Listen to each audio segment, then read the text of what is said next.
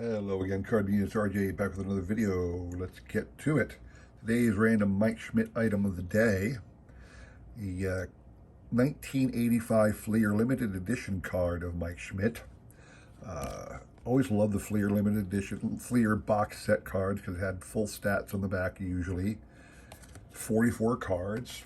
Always came in this little box, something similar to this, whatever the year's design was.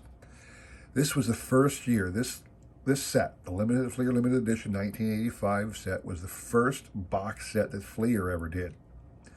Came out in 1985, available in various stores, 44 total cards. You see down there it said 6 logo stickers and 44 cards. The logo sticker design that year was like this. Kind of cool. I got the Philly one. So these were the stickers that were randomly inserted in 1985, although I didn't have 6, so I just kind of tossed in this one to make up for it. But those were the cards, and it was 44 cards of the famous players. I showed you the back a second ago. You can pause right there and find the checklist. They were done alphabetically. I'm just going to kind of thumb through real quick all the big name stars, and you will see there are the legends of the game. They really hit all the big names of the time. Some little or no names when you consider today, but these people were, the best, some of the best players of the game at that time. So we all know how sometimes players can have good years and bad years and be stars one year and nobody's the next year. So take that with a grain of salt when you look at all these names and you wonder why such and such a person wasn't in there. But these were the big names of the day. And I just, me, I'm a big fan of these little box sets. I think I'm going to spend the next few Mike Schmidt items showing off one of the box sets that he's included in. And if he's not included in that box set, I'll just make that one the random baseball item of the day. Which today is the random baseball item of the day, a gold-plated or gold-looking Babe Ruth card. The reason I'm showing this one off is just a kind of gold card of Ruth. It's got his career statistics. It's almost impossible to read these things, but this is the way they came. What this is, because I had somebody on one of like a Facebook group or something like that, he had one of these of a different player and he had no clue what it was. So what I want to do is kind of school everybody on what these things are. Now there are other types of gold cards. There are other ones out there. So don't hold me to every one of these. But what happened was in 1996, the Danbury Mint, which was a collecting house of everything. I mean, they sold little figurines or collectibles, coins, statues, whatever, of every conceivable hobby, interest, whatever. And they started a subscription service of these cards, and they would put out, they'd send you to your house several of these cards every month, and they did that for several years. I went on to the trading card database.com. I highly recommend you guys check that out too to learn about stuff. They put out these gold cards from 1996 through 2003, always releasing a certain number newer players as they could acquire the rights to do so. And they would put out these gold cards such that there is an entire run of 194 different players in this gold format card. So this one is actually numbered 30. Each card was numbered with a different number. It's like I said, they're really hard to see. The text on I don't know how in the world you would read his stats. I don't know if anybody can really read these things, but this is the way it came. And there are 194 of these in the set before they stopped making them. I have no idea if somebody has them all. I know there were binders for these. There were different ways to display them. You could get all kinds of stuff through the tradingcarddatabase.com and whatnot. But I just wanted to show this off and educate everybody on what it is, where it came from.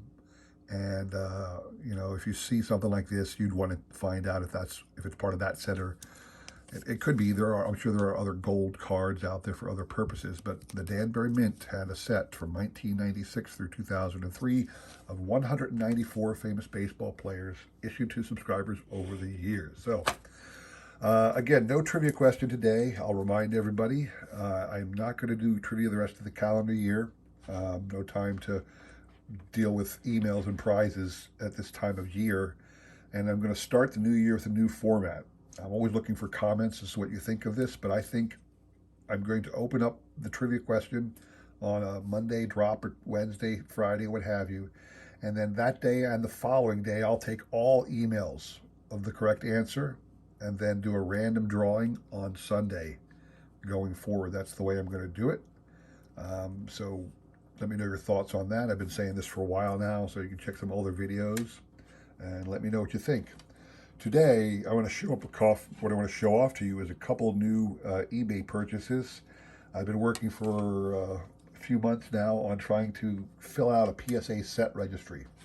There is a set registry out there called the All-Time Greatest Phillies. Now, it's kind of a misnomer because it only goes back to 1933, and 1933 Gaudy of Chuck Klein is the earliest card.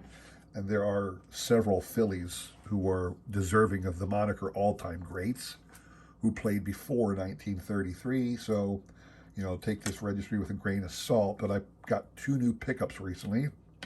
One I just got like 2 days ago. A PSA 10, 1987 John Kruk. This is not Kruk's real rookie card. It's his, you know, there's a lot of debate among people who are rookie card aficionados as to whether or not the base set, you know, the standard flagship set is where the rookie card is, or can a rookie card be considered in the update? If you're an old school guy like me, you remember that Beckett in their price guide would always put the updated one. They'd call that the XRC. If the guy's rookie card came out in a traded set, and Kruk's rookie card actually came out in the 1986 traded sets, they would call that an XRC, and then whatever one came out in the base set, they'd call that the rookie card. So this is technically his rookie card, and it's the one that PSA uses in their set registry for the all-time greatest Phillies rookie cards. Second one I got is 1997 Bowman Roy Halladay. Tough to see these legendary Phillies in other uniforms, although Halladay was with the Blue Jays longer than the Phillies. So, but there's a nice mint 9 with the black border. It's difficult to get a 10. It's difficult to find a 10. I'm not even talking about affording one to purchase, but it's difficult to find a 10. So I got a 1997 Bowman Roy Halladay mint 9, and those two cards are now part of my all-time greatest Phillies set registry. I'm going to show that off to you real quick here again. I just like showing off my cards. We all do, don't we? I think I'm missing one. I don't know why. I'm counting real quick. I knew I had 11, but I'm holding 6 in my hand, or I'm holding 10 in my hand, so I'm missing one. I don't know where it is. Anyway, I'll show you what I got. So far, I have the Ryan Howard, a Bowman draft pick from 2003. This one's a PSA 8. I don't like that it's an 8. Anything modern, anything from 1980 on, I try my best to get PSA 10s. I don't think there's a reason not to have a PSA 10 if I'm going to collect that card. Certainly I'm not buying an 83 Tony Gwynn or something like that, but if the cards I'm collecting are not extremely valuable or hard, you know, to find in good condition in the modern era. So this is a PSA 8. I'd love to get a PSA 10 someday, but I can't find them for sale again, mostly because of the black border from the Bowman cards of that era. So I do have, though, PSA 10 1998 Bowman Jimmy Rollins. That's a cool card. I actually got the Bowman Chrome version and a Chrome Refractor. I got a Chrome in a 10 and a Chrome and Refractor in a 9. That's for when Jimmy gets into the Hall of Fame someday. I'm hoping that the price of those cards skyrockets a little. And you got your Halladay. That's the next chronologically speaking. And I have here my PSA 10 Donruss Kurt Schilling from 1989. I always love, whenever I look at this card, I just have to laugh at the little caterpillar mustache he had going on then. It's just so weird to see Kurt Schilling with a mustache, you know? Just don't think of it that way. Then I got the Kruk card I just picked up. And you get back into the old school ones. Oh, that's one. You know, my Darren Dalton isn't here. That's what's missing. I'll have to go find it someday. I had a PSA 10 Donruss Darren Dalton from '85. I don't know where it ended up. And here's my PSA 7 Mike Schmidt. This card is, you know, I know somebody who has an 8, and I think an 8 right now is going for like $1,200. So I'm good with the 7 for right now, you know. And I got a PSA 7 Bob Boone rookie. When you get to these older cards, it doesn't really matter the condition.